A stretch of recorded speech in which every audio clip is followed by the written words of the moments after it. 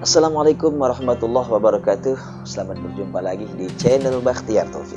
Jangan lupa subscribe, subrek, dan share kepada yang lainnya. Oke? Selamat berjumpa dengan saya yang akan mengulas masalah pengajian yang diisi oleh Ustadz Yahya Al-Maki tentang masalah rukun sholat. Mudah-mudahan ada manfaatnya buat kita semuanya dan sholat kita tambah khusyuk dan tambah sempurna dan insya Allah diterima oleh Allah Subhanahu wa Ta'ala. Terus kemudian summa ruku, kemudian ruku. Ruku itu wajibu ayyan haniya bihai sultana rohatahu rubatai. Ruku itu harus lurus ininya, ya harus lurus apanya? Harus lurus tulang belakangnya, punggungnya harus lurus. Nggak boleh begini, ya kepalanya harus lurus dengan apa? Dengan punggung kita. Nggak boleh sampai apa? Kepalanya ke atas, punggungnya kemana? Lurus, nggak boleh, harus lurus sama kayak kepala. Terus kemudian apa namanya? Kedua matanya memandang daripada tempat sujud. Dan sah ruku itu ya yang wajibnya ya menempelkan tangan ini kemana? Ke rubah lutut. Sampai lutut itu udah sah. Contoh nih segini sekali ini contoh. Seperti begini, ini udah sah. Ruku walaupun ini nggak lurus, tapi dia udah begini, ini udah sah ruku. Karena tangannya udah nyampe kemana? Udah nyampe ke dengkul tuh. Ya, nyampe ke lutut tuh udah bisa. Apalagi begini, ini olahraga ya di sini. Ini udah nyampe ini udah sah. Udah sah segini. Kalau begini masih segini belum sah. Makanya kalau kita kalau kita harus nyampe. Tapi yang sunnah yang disebutkan di sini ayat haniya bihai sultana rohatahu rubatai. Harus nyampe harus lurus tuh. Ininya jangan begini, ya harus lurus ke bawah. Kalau di Mekah kalau begini kayak mau dieksekusi mati ya. Ya kayak mau dieksekusi. Teman-teman sekalian, tadi kita sudah mendengarkan apa yang disampaikan oleh Ustadz Yahya Al-Maki tentang masalah ruku. Ruku ini adalah satu yang vital di dalam sholat karena ruku adalah bagian daripada rukun sholat. Karena itu harus dilaksanakan dengan sesempurna mungkin. Semoga ruku kita ini diterima, ya. Sholat kita juga diterima oleh Allah Subhanahu wa Ta'ala. Karena kata Rasul begini, seburuk-buruknya manusia itu adalah pencuri, yaitu orang yang mencuri di dalam sholatnya. Wah, sahabat bingung. Lah, kok ada orang bisa mencuri di dalam sholat? Bagaimana itu ya Rasulullah? Apa jawab Rasulullah Sallallahu Alaihi Wasallam? Orang yang mencuri di dalam sholatnya itu adalah la yutimmu ruku'aha wala sujudaha. Orang yang tidak menyempurnakan ruku dan sujudnya, maka dia termasuk pencuri di dalam sholatnya. Masya Allah.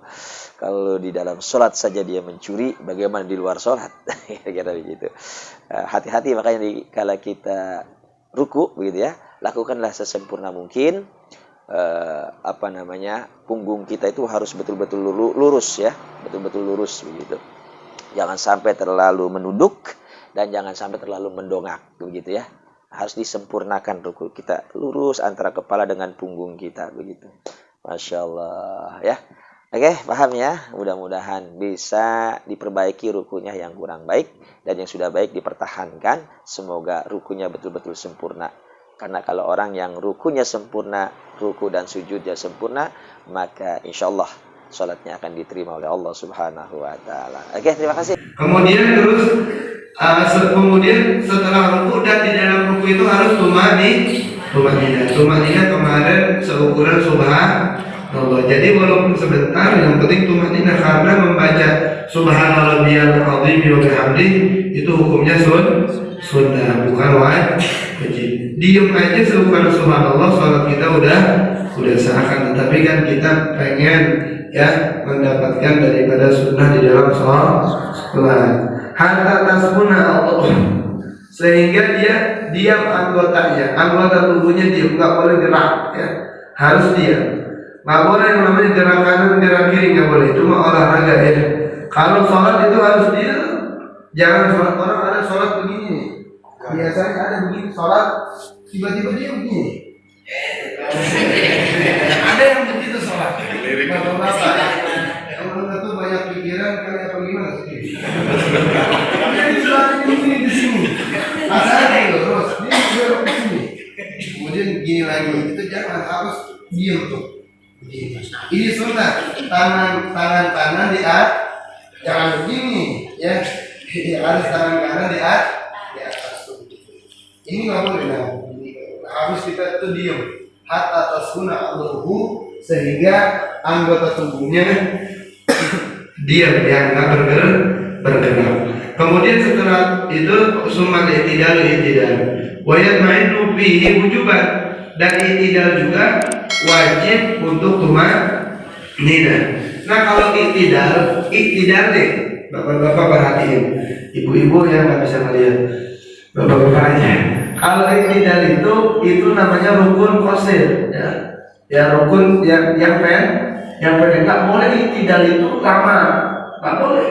I'tidal itu nggak boleh lah lama, karena dia harus pendek. I'tidal sama duduk di antara dua sujud, jangan lama-lama, ya. Bahkan kalau lama-lama bacaannya yang lain, dia harus sujud apa?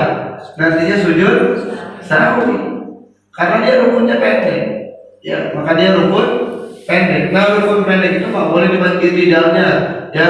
15 menit, 5 menit nggak boleh. Sebentar i'tidal itu. Sami Allahu liman hamidah, rabbana lakal hamdu mil'us samawati wa mil'ul ardi wa mil'u ma syi'ta min syai'in. Udah segitu aja, mau usah ditambahin, karena dia rukun yang pendek. Dan di dalam i'tidal itu wajib tumanninah. Kemudian setelah i'tidal sujud. Berapa kali sujudnya?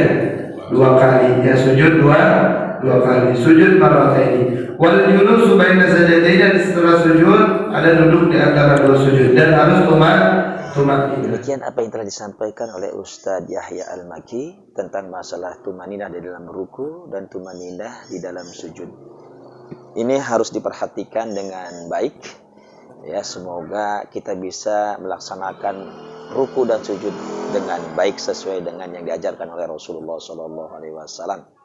Karena anjuran Rasul, perintah Rasul, sumarka hatta tatma'inna raki'an, sumasjud hatta tatma'inna sajidan.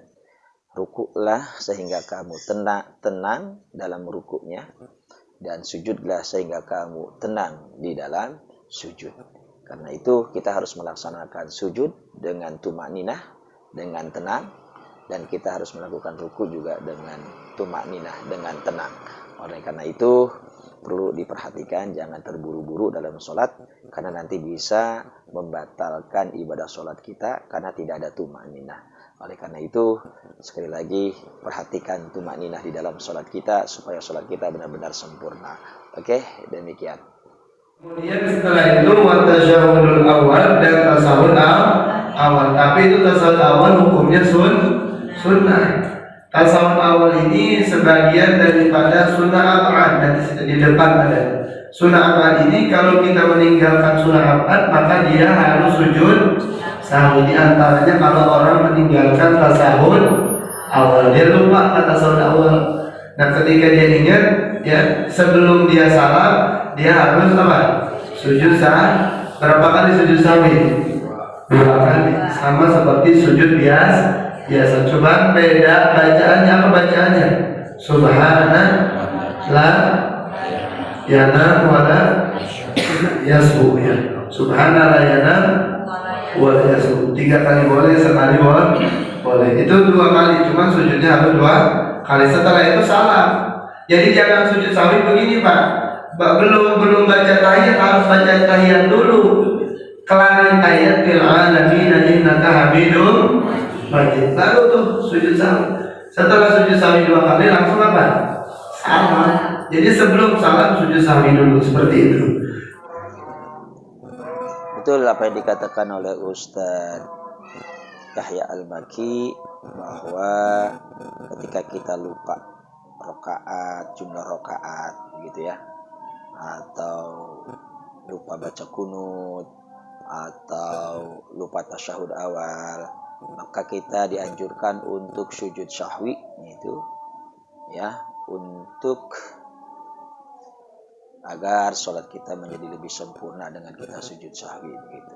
Kalaupun tidak sujud sahwi, tidak membuat sholat kita menjadi tidak sah, tidak, tapi tetap sah sholatnya. Namun kalau pakai sujud sahwi karena kita ada kelupaan salah satu daripada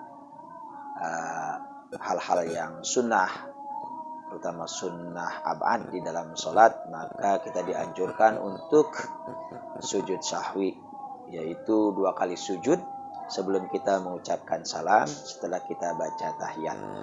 Itu. Nah, dalam satu hadis benar Rasulullah Shallallahu Alaihi Wasallam bersabda, "Saka ahadukum fi sholatihi, falam yadri kam shola'a thalasan am arba'an, fal yatrahish syaka wal yabni ala mastaiqona, thumma yasjud sajdatain qabla ayusallima." Jadi apabila salah seorang di antara kalian ada yang lupa di waktu sholatnya, ini 3 rakaat atau 4 rakaat, nah, maka buanglah keraguan itu dan kembali kepada keyakinan, atau kita mengambil kepada yang kita lebih yakini begitu. Kemudian kita sujud 2 kali sujud begitu ya, yang dinamakan dengan sujud sahwi begitu. Sahwi itu sendiri artinya lupa.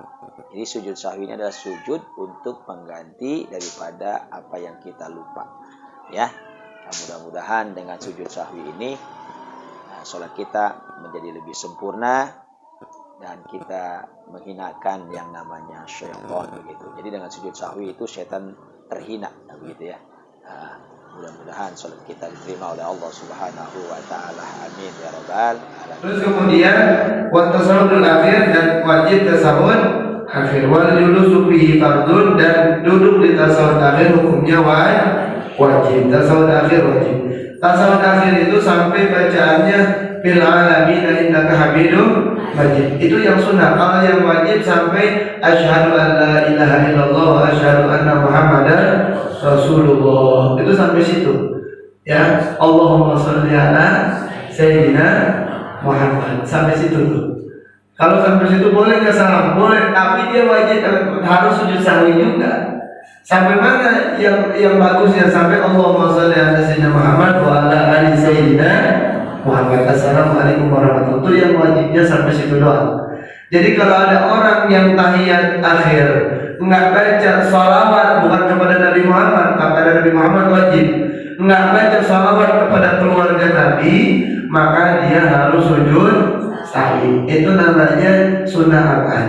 Harus dibaca daripada sholawat kepada keluarga Nabi besar Muhammad sallallahu alaihi wasallam. Makanya mulia keluarga Nabi itu sampai tahiyat aja kita harus baca sholawat kepada keluarga Nabi besar Muhammad sallallahu alaihi wasallam. Demikian pembahasan kita kali ini bersama Ustadz Yahya Al-Maki.